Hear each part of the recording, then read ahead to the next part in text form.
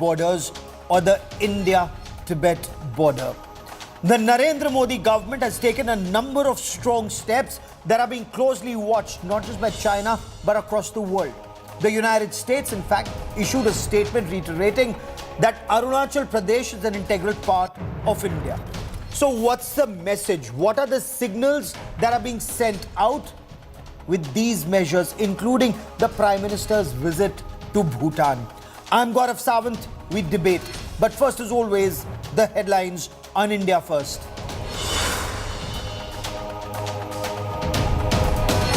Arvind Kejriwal remanded to 6 days in Enforcement Directorate custody. The Delhi Chief Minister is remanded to ED custody till the 28th of March in the Delhi liquor probe.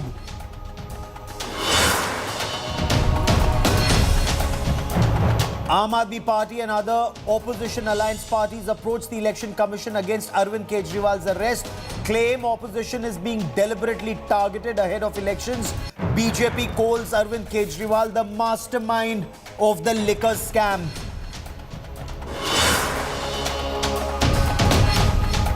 Another setback for the Congress. Delhi High Court dismisses the party's plea against income tax reassessment proceedings.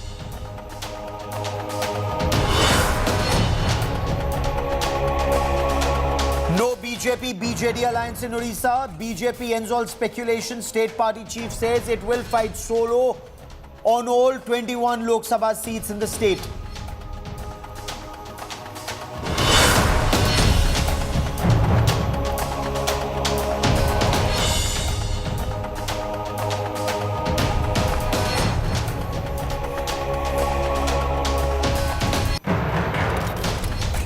Prime Minister Narendra Modi kicks off two-day Bhutan visit. He's honored with Bhutan's highest civilian award.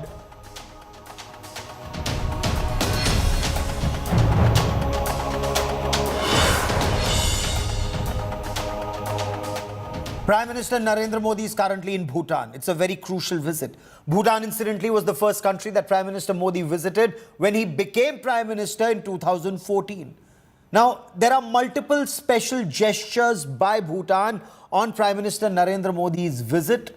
So far, no Indian Prime Minister has been given a private dinner by the king before. Prime Minister Narendra Modi has been given this privilege. It's also for the first time that an Indian Prime Minister is being hosted at the king's residence, at the Linkana Palace. And again, it's a first that the Indian Prime Minister was honored with Bhutan's highest civilian award. In fact, Prime Minister Narendra Modi is the first foreign national to be awarded with the highest Bhutanese honor.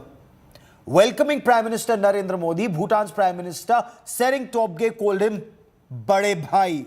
Prime Minister Narendra Modi was conferred the Order of the Druk Gyalpo, which is Bhutan's highest civilian order and award. Prime Minister Modi became the first foreign head of government to receive Bhutan's highest civilian honor. The citation read, Narendra Modi is an outstanding embodiment of national, regional and global leadership. Under him, India has become the fastest growing economy in the world and will be the third largest economy by 2030.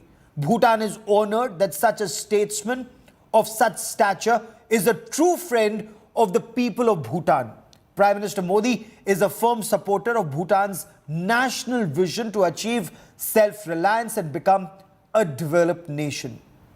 Prime Minister Modi dedicated this award to 140 crore Indians. He spoke of boosting diplomatic ties. The Prime Minister signed multiple MOUs in his presence. Multiple MOUs were signed with Bhutan, and India announced an assistance of almost 10,000 crore rupees. Now, there was an unprecedented welcome for the Prime Minister.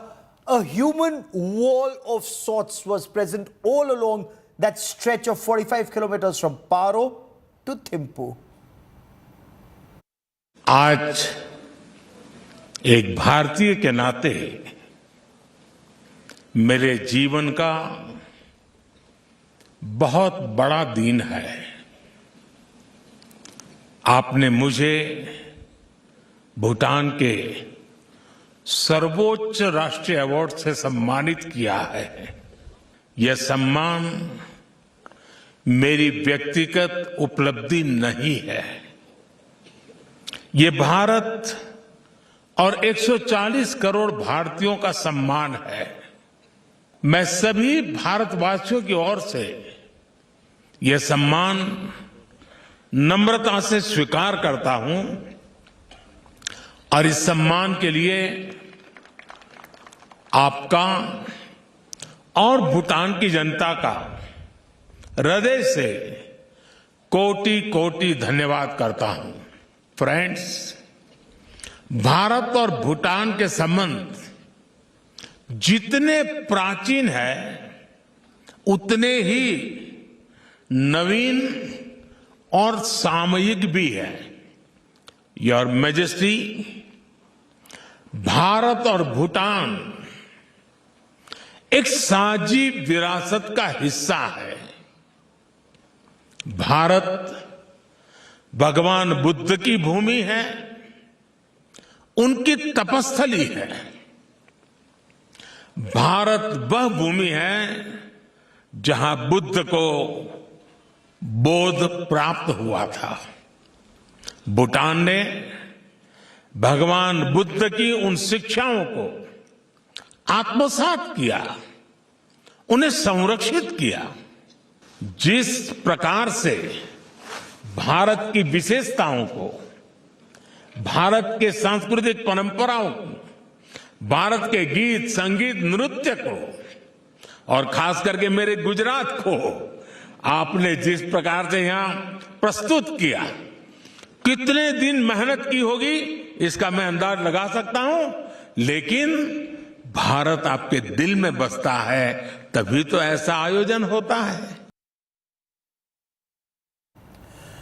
And joining me on India First to talk more about this visit and a number of other developments that are taking place or have taken place in recent weeks and months are Lieutenant General Syed Atta Hasnain, former Kashmir Corps commander, but somebody who's been watching China and India's northern borders very closely, and Sushant Sareen, a senior fellow at the Observer Research Foundation. So let's talk about one development at a time. General Hasnain, Bhutan was also the first country that Prime Minister Narendra Modi visited once he became Prime Minister in 2014 as part of Neighbourhood First policy, and then this visit. Why is this visit, the timing and intent, both so crucial? Thank you, Gaurav. Thank you for inviting me for this very, very important program. A delight to see the Prime Minister, Honorable Prime Minister of ours. Heartiest congratulations to him, heartiest compliments to the whole nation for having recognized in this manner by the people of Bhutan. I would term this visit in three words: a returning confidence. A returning confidence. When it started in 2014, the confidence was building up tremendously, but in 2017, a great effort was made by China to try and dent this with Doklam. 72 days that standoff held on. And thereafter, there were doubts cast upon the strength of the Indo-Bhutan relationship, which was one of the strongest relationships which used to always exist. I'm glad to say that all of us who had perhaps doubts at that time can now look back at that period and say, okay, all that was fine. But today, it's a returning confidence. The Prime Minister's gesture of making sure that the last visit, perhaps before the elections take place in India, is back to Bhutan again, just signifies the importance of this country for us, the importance of the neighborhood for India, Yes. the importance of the fact that attempts have been made to isolate us within our own neighborhood. All this is a huge message going out. You can't do this to India, the rising India, the new India, which is slated to be a power of its on its own in the years to come. Okay, Sushant Sareen, China has unsettled borders both with Bhutan and Bharat. The Prime Minister's visit to Bhutan and the intent, the signal to the people of Bhutan and the signal to China across. Yeah, Gaurav, I think it's a signal to the people of Bhutan that India, with all this talk globally of India being the fifth largest economy, going on to become the third largest economy, sitting on the high table with the world powers, etc., etc. I think the messaging is very clear that it's still neighborhood first for at least this Prime Minister and maybe for Indian foreign policy. So I think that's a very clear message, number one. Number two, I think it's a very clear message to the Chinese as well as, and I'm very glad General Hasnain pointed this out, there was a growing degree of skepticism even within India of whether Bhutan is hedging its bets, etc., etc. But I think kudos to Indian diplomats and the Ministry of External Affairs, professional diplomats who did not get, dissuaded by all this skepticism which was doing the rounds. It was doing the rounds among people of the armed forces. It was doing the rounds among the so-called alleged intelligentsia in India. It was doing the rounds among a whole lot of people. But I think the diplomats stuck to their guns. They continue to invest themselves in this very critical relationship which we have. And I think there's a certain amount of pragmatism and maturity which was there in both Bhutan as well as India, that yes, there will be other options which will start opening up. You cannot expect Bhutan to be completely closed up. Bhutan has its own agency. India recognizes that. Okay. And despite all of that, the bonds between the two countries are very, very close and they are virtually unshakable. So I think this visit kind of reaffirms that point. Of course, there are issues, and let's not make any mistake about it. There are issues between the two countries, but I think they're going to be resolved in a very cooperative and mutually beneficial manner. Now let's expand this beyond Bhutan. Even to the Chinese. Okay, let's expand this beyond Bhutan. Prime Minister Narendra Modi had recently traveled to Arunachal Pradesh. He inaugurated the Sela tunnel at about 13,000 feet plus. This was remotely inaugurated. This is a tunnel built by the Border Roads Organization at a cost of about 850 odd crore rupees. This was inaugurated remotely. It's from Itanagar. The Prime Minister had laid the foundation stone of this tunnel. This is the world's longest two-lane tunnel at 13,000 feet plus in February 2019. And in March 2024, the tunnel is ready to provide all-weather connectivity to Tawang, and this clearly will not be music to China's ears. But I want to once again take this to General Hasnain. General Hasnain, we've read about what happened in 1962, how that part of Arunachal Pradesh, the problems in Sela, in Bomdila, in Tawang, the debacle in 1962, and the Sela tunnel today. How does this prove to be, if at all, a game changer? Wonderful question. Thank you. Gaurav, you are asking someone whose regiment and battalion fought the Battle of Jaswantgarh, yes, sir, just on the other side of Sela Pass, in the northern slopes of Sela Pass, at a place called Nuranang, as covering troops action at that time. Sela main was the new main position which the Indian Army had chosen at that time to defend Kameng. As such, the Kameng division of Arunachal Pradesh, that time known as NIFA.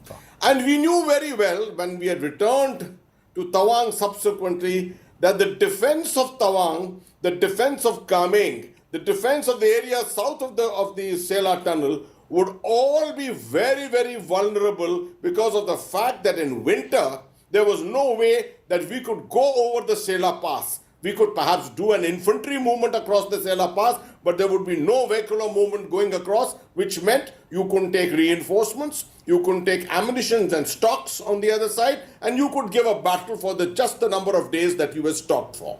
This is a game changer.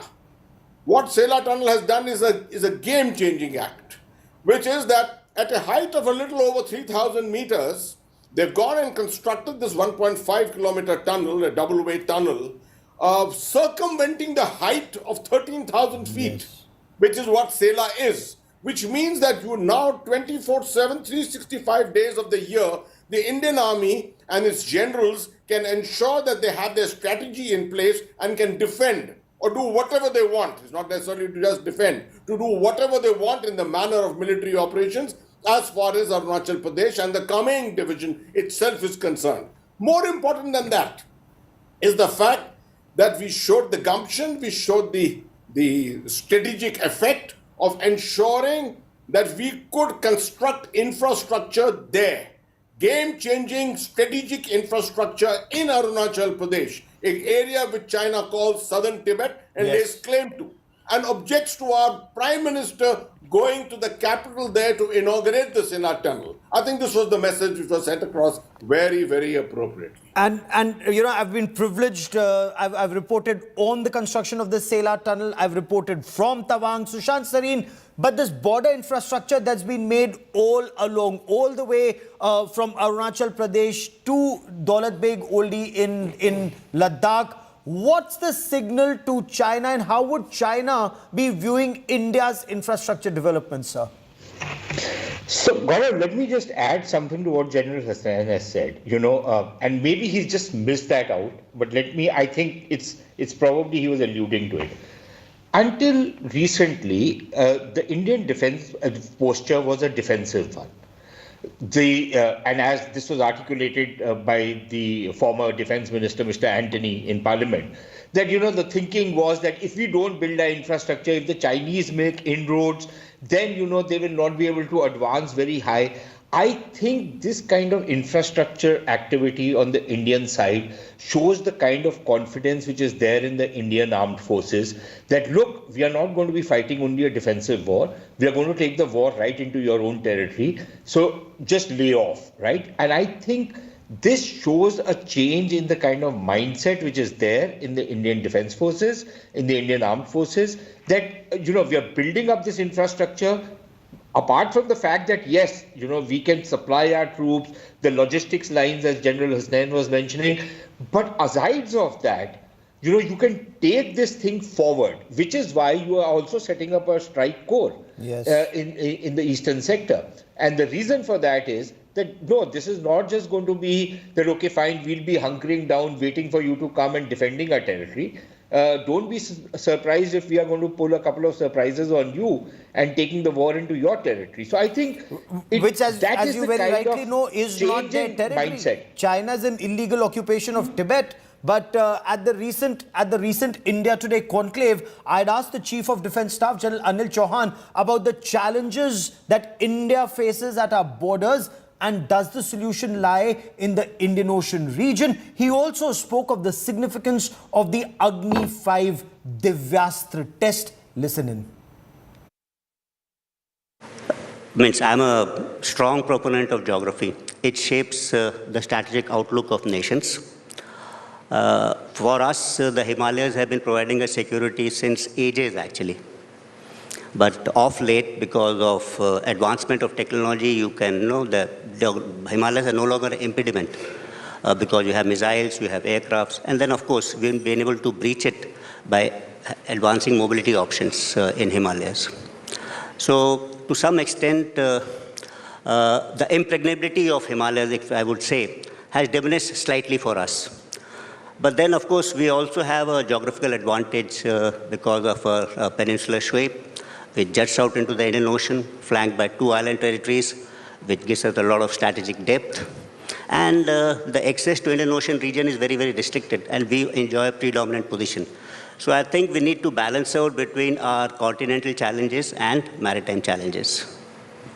Tell us more about this Divyastra that India has just tested. Why is the testing of the Agni 5, the MIRV, so significant? Let me say that we have a nuclear doctrine which professes no first use. And I think, hence, the credibility of our deterrence has to be very, very high. This particular test actually testifies this, that, you know, the credibility of our doctrine. When we talked about deterrence, you know, there's an element of communication into it. That means we should be able to communicate. If you don't communicate to the adversary what you possess, then the deterrences have got no value. So this particular test is a part of a communication. So this will strengthen deterrence, and I believe in the long run will promote strategic stability in the neighborhood. But right now, I think it's time to congratulate all those people who are involved in the test, especially DRDO. Okay, last 20 seconds on this part of the broadcast, but General Hasnain, India And what we're doing in the Lakshadweep Islands and the Agni 5 test, what's the significance, sir? What's the message to China? Once again, thank you. Excellent question. The issue is India has had a continental mindset. We have been dug down, we've been hunkered down by the fact that in 1962, when China went to war with us, we couldn't defend ourselves. And thereafter, our approach has been entirely defensive, exactly what Sushant was just talking about. And even in subsequent years, if you really look at it, we never exploited the maritime domain. The maritime domain is where China's vulnerability lies. Its 14% growth, its average 10% growth over many years has been enabled because of the sea lines of communication which have moved unhampered, unhindered by India, right from the Suez to the Straits of Malacca to the eastern seaboard of China where the manufacturing centers are. And from there, the returning traffic, container traffic of goods which have gone all the way to South Asia, Middle East, Europe and Africa. Now, if this area is where the Chinese feel vulnerable, that's the area where India needs to be a little more aggressive. I won't say provocative.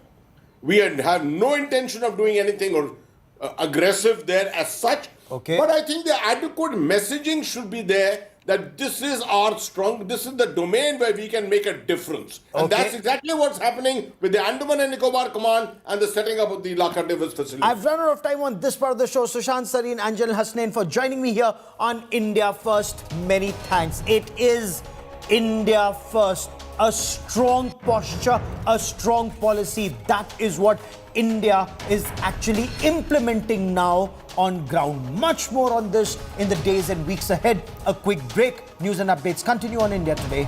Stay with us.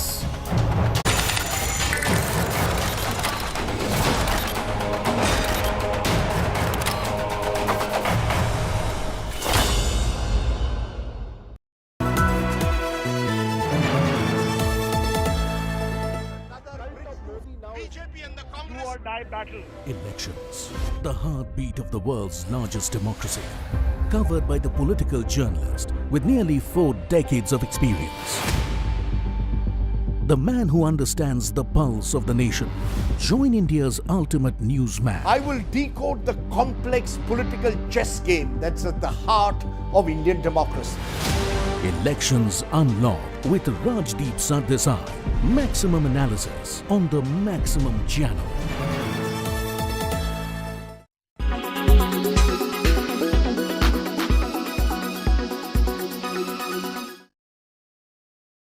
गिरफ्तारियां होती रही हैं राजनीति के अंदर।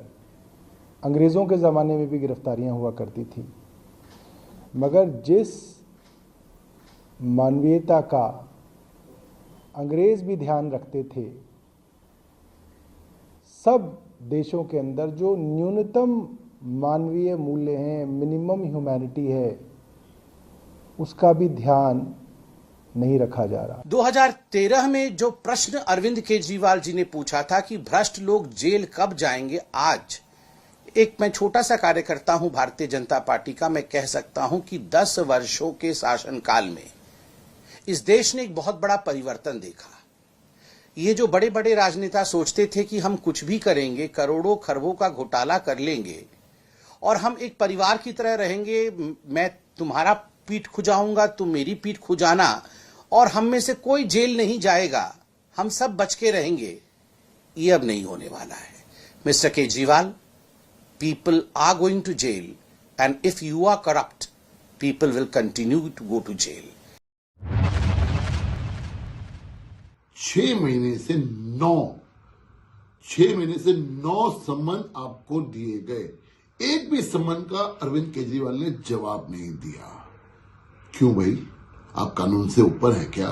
तो जब ये आप कहते हैं ना विंडिक्टिव पॉलिटिक्स हो रही है, तो आप कानून का अपमान करते, माननीय न्यायालय का अपमान करते। कानून का सम्मान कीजिए और कानून के तहत जो कुछ भी होगा उसको स्वीकार करिए। इस तरह की बयानबाजी करके एक माहौल जो बनाने की कोशिश कर रहे हैं, दिल्ली की जनता बहुत समझदार है।